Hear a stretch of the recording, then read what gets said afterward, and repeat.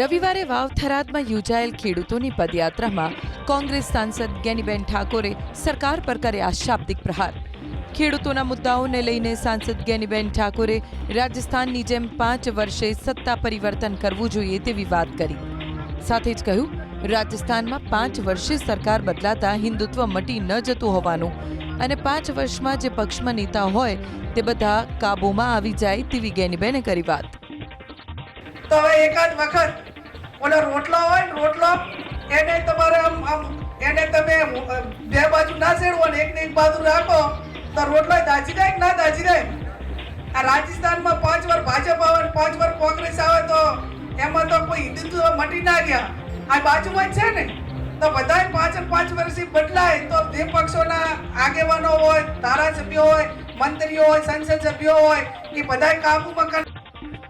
પદયાત્રામાં કોંગ્રેસ નેતા ઠાકરસિંહ રબારીએ ઓબીસી રાગ આલાપી ઓબીસી સમાજ સાથે અન્યાય થતો હોવાનો આરોપ લગાવ્યો. લેખિત પરીક્ષામાં સફળ ઓબીસી વિદ્યાર્થીઓને ન્યાય ન મળ્યો હોવાનો આરોપ લગાવી ઓબીસી બચાવોનું આહવાન કર્યું.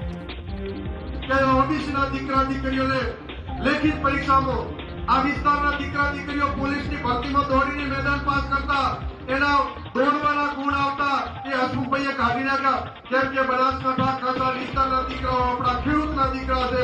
કે ખેડૂતના દીકરા દોડે અને પાસ થાય તો દોડના પોલીસની ભરતીના મેદાનના ગુણ કાપી નાખ્યા. આપણને આવી ઘણી બધી ખબરો નથી હોતી.